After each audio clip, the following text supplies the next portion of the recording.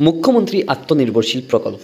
এই প্রকল্পের সুবিধাগুলি কী কী, এই প্রকল্প করতে গেলে কোন কোন শ্রেণীর মানুষের প্রয়োজন এবং এই মুখ্যমন্ত্রী আত্মনির্ভরশীল প্রকল্পগুলি কোন কোন শ্রেণীর মানুষেরা উপভোগ করতে পারবে এবং এই নথিগুলি কী কী রাখবে, প্রত্যেকটি আজকের এই ভিডিওতে আমরা আলোচনা করছি।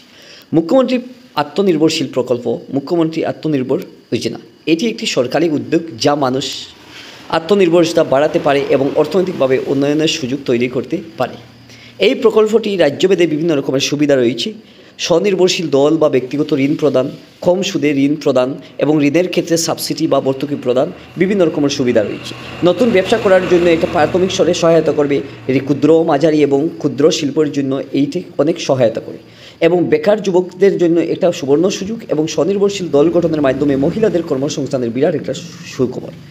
স্বনির্ভরশীলতার জন্য দক্ষতা উন্নয়ন প্রশিক্ষণ প্রদান, কৃষি, শিল্প এবং ব্যবসায়িক খাতে প্রশিক্ষণ প্রদান, বিশেষ করে মহিলাদের জন্য ব্যবসার শুরুতেই আর্থিক সহায়তা, মহিলাদের স্বনির্ভরশীলতা দল গঠনের জন্য এক বিশেষ সুবিধা, কৃষকদের ঋণ এবং কৃষি সরঞ্জাম কেনার জন্য আর্থিক সহায়তা, কৃষি পণ্যের বাজারজাতের জন্য সহায়তা এবং স্বাস্থ্য পরিষেবা এবং উন্নত শিক্ষার জন্য এটা অর্থনৈতিক একটা সাহায্য এবং গ্রাম থেকে শুরু করে শহরে এবং শহর থেকে স্বাস্থ্য এবং শিক্ষা প্রত্যেক ক্ষেত্রে এই মুখ্যমন্ত্রী স্বনির্ভরশীল প্রকল্প অনেক প্রয়োজন।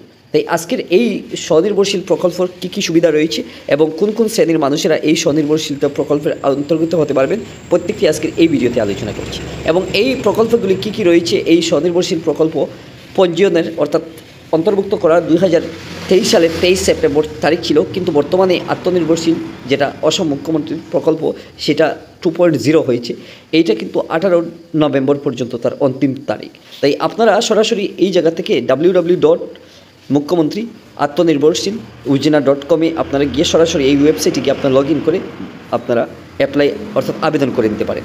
এবং এই জায়গা থেকে আবেদন করতে গেলে আপনার মিনিমাম যে কোয়ালিফিকেশনগুলি থাকবে, আপনার মেট্রিক পাস থাকতে হবে এবং আপনার সর্বনিম্ন 28 এবং 28-এর উপরের বয়সের শ্রেণীর মানুষেরা এখানে সরাসরি আবেদন করতে পারবে।